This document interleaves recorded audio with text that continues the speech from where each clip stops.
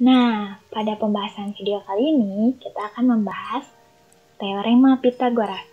Teorema Pythagoras ini dipelajari di kelas 8 SMP di semester 2. Nah, apa aja sih yang kita bahas?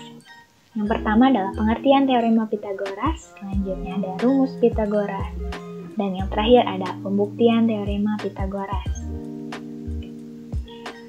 Yang pertama kita bahas, kita akan membahas mengenai pengertian teorema Pythagoras.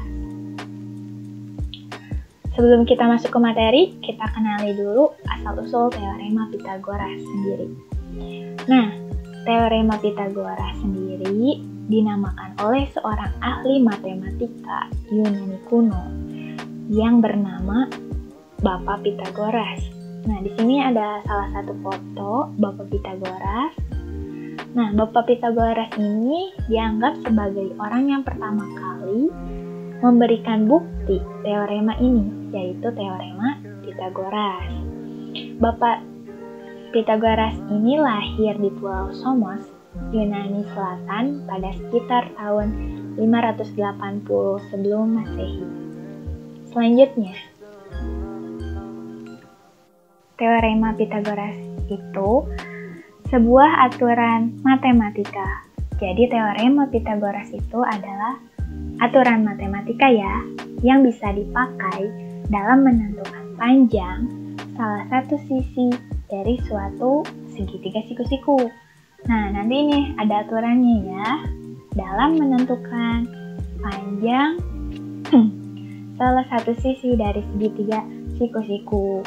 Oke, kemudian pada suatu segitiga siku-siku ini berlaku bahwa kuadrat dari sisi terpanjangnya, nah segitiga itu kan terdiri dari mempunyai 3 sisi ya, kuadrat dari sisi terpanjangnya itu sama dengan jumlah kuadrat dari sisi-sisi penyikunya. Maka segitiga siku-siku ini berlaku ini, bahwa kuadrat dari sisi terpanjangnya itu sama dengan hasil jumlah kuadrat dari sisi penyikunya. Selanjutnya, di sini ada sifat teorema Pythagoras. Nah, sifat ini hanya berlaku untuk segitiga siku-siku. Jadi, selain segitiga siku-siku tidak berlaku. Kemudian, minimal 2 sisinya itu diketahui. Nah, gimana Kak kalau misalnya hanya satu sisi yang diketahui? Maka itu tidak bisa, kecuali ada hal lainnya, misalnya seperti luas dan keliling. Sementara untuk itu menyusul ya, yang harus kita tahu adalah 2 sisinya dapat diketahui. Selanjutnya ada mengidentifikasi bagian segitiga siku-siku. Yuk kita kenali dulu bagian segitiga siku-siku. Di sini kakak punya segitiga siku-siku. Ada apa aja sih bagian-bagiannya? Yang pertama ada hipotenusa. Ini hipotenusa ya. Apa hipotenusa itu? Hipotenusa adalah sisi miring. Kemudian segitiga siku-siku mempunyai 2 sisi siku-siku. Yang pertama ada sisi siku-siku 1 dan ada sisi siku-siku 2 ya. Ingat, hipotenusa adalah sisi miring ya. Nah, bisa ya menyebutkan bagian dari segitiga siku-siku. Oke, selanjutnya, sebelum mempelajari lebih dalam lagi, kita harus bisa mengidentifikasi segitiga siku-siku. Kita identifikasi ya, segitiga siku-siku. Nah, di sini mana alas atau sisi alas? Ini yang dinamakan sisi alas ya. Kemudian di sini ada sisi tegak. Nah, sebenarnya posisi ini bisa diputar ataupun digulingkan atau dibalik, sehingga sisi tegak ini bisa menjadi sisi alas, kemudian sebaliknya sisi alas bisa menjadi sisi tegak. Tapi satu yang kita tidak boleh salah menempatkan, yaitu sisi miring. Nah, sisi miring ini adalah sisi yang berhadapan langsung dengan sudut siku-siku segitiga.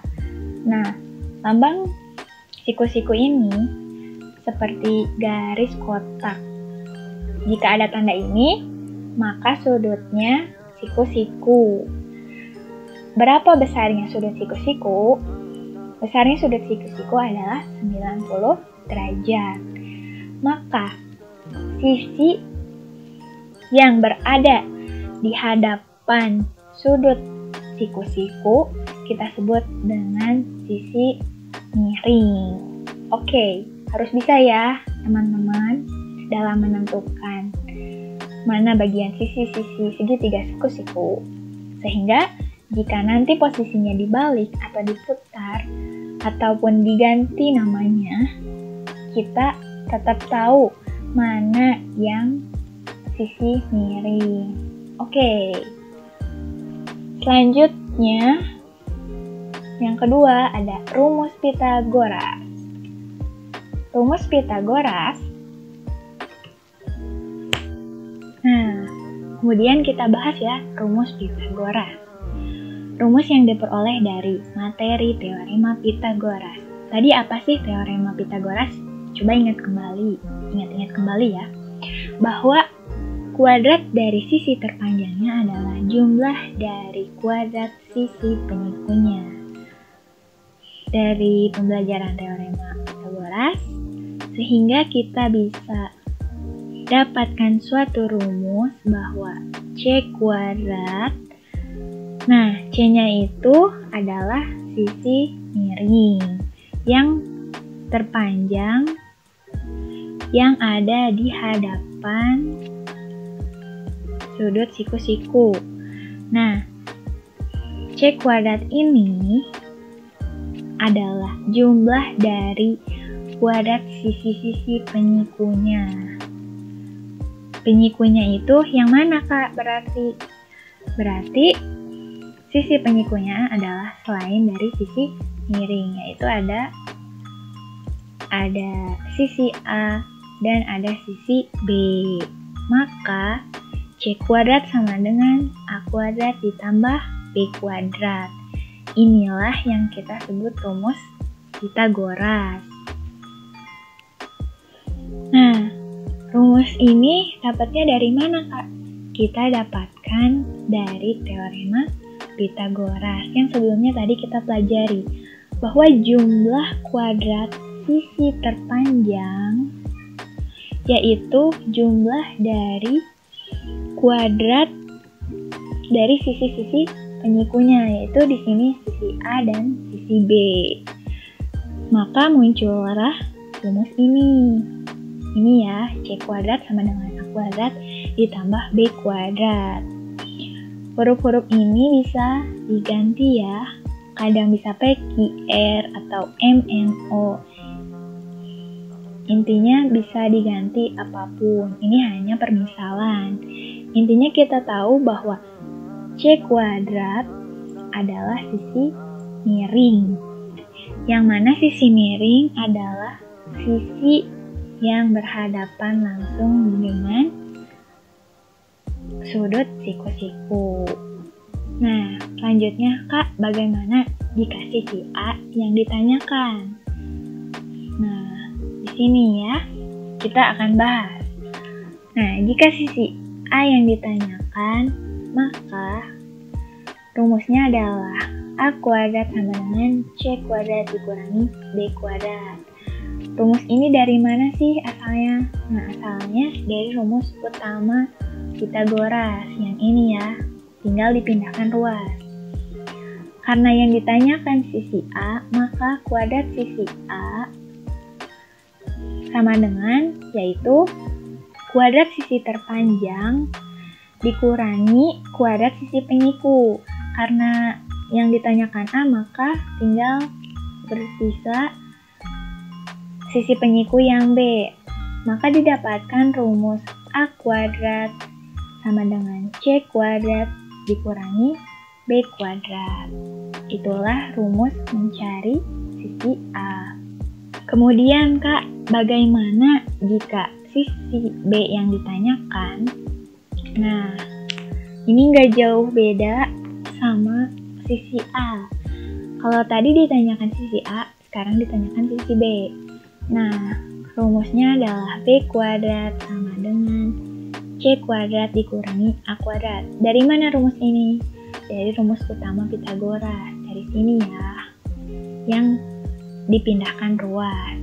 Nah, kemudian karena yang ditanyakan adalah sisi B, maka B kuadrat sama dengan C kuadrat, yaitu kuadrat dari sisi miring, kuadrat dari sisi terpanjang, dikurangi sisi penyikunya. Karena B yang ditanyakan, maka sisi penyikunya kita menggunakan yang sisi penyiku A. Sehingga didapatkan B kuadrat sama dengan C kuadrat dikurangi A kuadrat. Itulah rumus untuk mencari sisi B. Kemudian kita akan membahas kegunaan rumus Pitagoras. Nah, rumus Pitagoras ini untuk apa sih? Nah, rumus Pitagoras ini bisa kita gunakan dalam menentukan jenis segitiga. Kemudian bisa digunakan untuk menentukan diagonal bidang, kubus, dan juga balok. Yang terakhir, untuk menentukan diagonal ruang kubus dan juga balok. Nah, inti dari pembelajaran rumus Pitagoras ini, kita bisa menentukan panjang sisi-sisinya dari segitiga siku-siku. Selanjutnya, kita ke pembahasan soal. Nah, di sini telah tersedia soal-soal mengenai Pitagoras.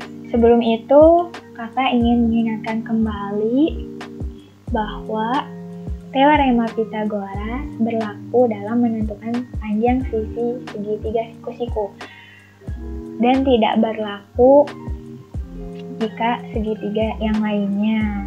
Kemudian kita bahas ya soalnya. 1. Diketahui segitiga siku-siku A, B, C. Ini ya gambarnya segitiga A, B, C.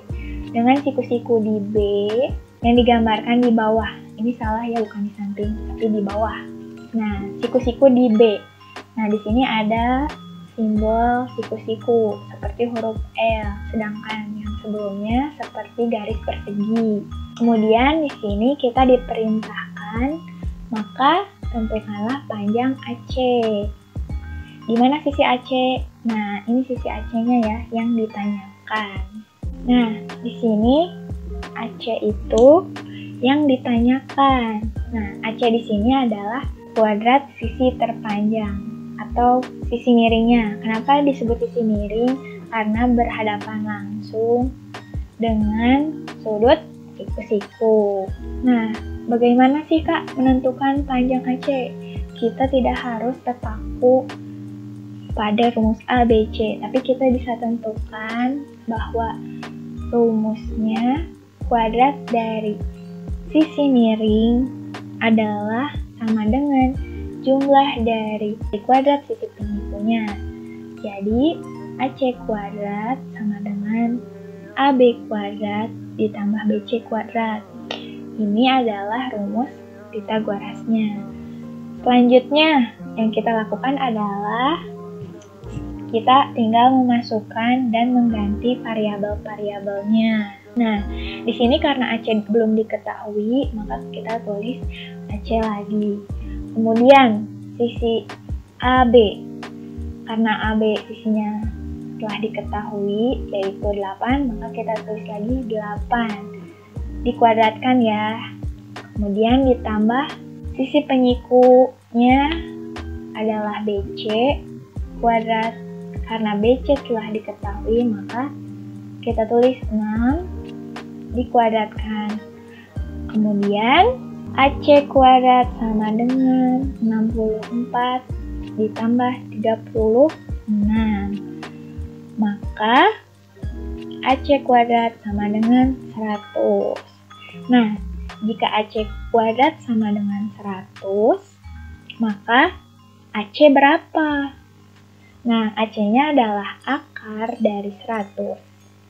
Akar dari 100 berapa? Hasilnya 10 cm. Karena ini satuannya cm, maka kita samakan panjang AC adalah cm juga ya. Nah, itulah pembahasan dari soal Pythagoras. Cukup mudah ya. Pertama kita tuliskan rumus bahwa kuadrat dari sisi miring adalah jumlah dari kuadrat sisi penyikunya. Jadi, ini ditambahkan ya. Selanjutnya, kita lanjut ke pembahasan yang ketiga, pembuktian teorema Pythagoras. Nah, kita akan membuktikan apakah benar bahwa rumus Pythagoras C kuadrat sama dengan A kuadrat ditambah B kuadrat benar. Kita simak slide selanjutnya ya. Pembuktian teorema Pythagoras. Mari kita buktikan. Nah, untuk membuktikan teorema Pythagoras, kita dapat menggunakan sebuah segitiga siku-siku. Ini ya, segitiga siku-siku yang berwarna putih dengan sisi A dan B sebagai sisi siku-sikunya. Di sini ada lambang siku-siku seperti huruf L. Kemudian C sebagai hipotenusa atau kita sering sebut dengan sisi miring. Nah, kemudian kita juga menggunakan sebuah persegi ungu. Kita beri nama A sesuai dengan sisinya A. Kemudian ada persegi lagi, persegi pink, kita beri nama persegi B sesuai dengan sisinya. Kemudian kita coba untuk mencari luas persegi A.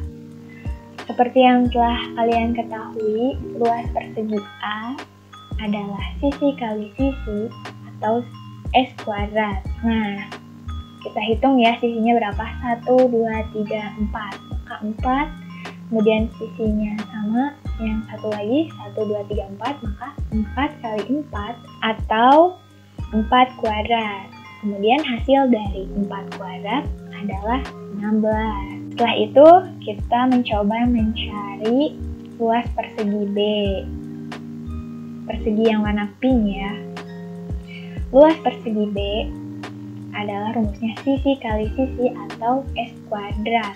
Nah, di sini sisinya kita hitung 1, 2, 3. Sisi satu lagi 1, 2, 3. Maka 3 dikali 3 atau bisa 3 kuadrat. Maka hasil dari 3 kuadrat adalah 9. Nah, kemudian untuk membuktikan teorema Pythagoras, kita akan mencoba memindahkan persegi A dan persegi B ke sisi C. Nah, kita akan pindahkan ya. Coba kita pindahkan.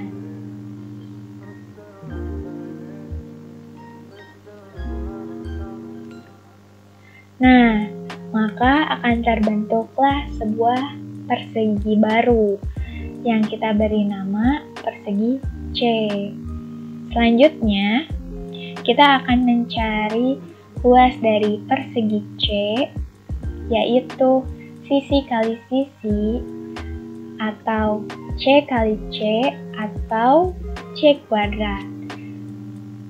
Dapat kita lihat bahwa panjang sisinya adalah 1, 2, 3, 4, 5.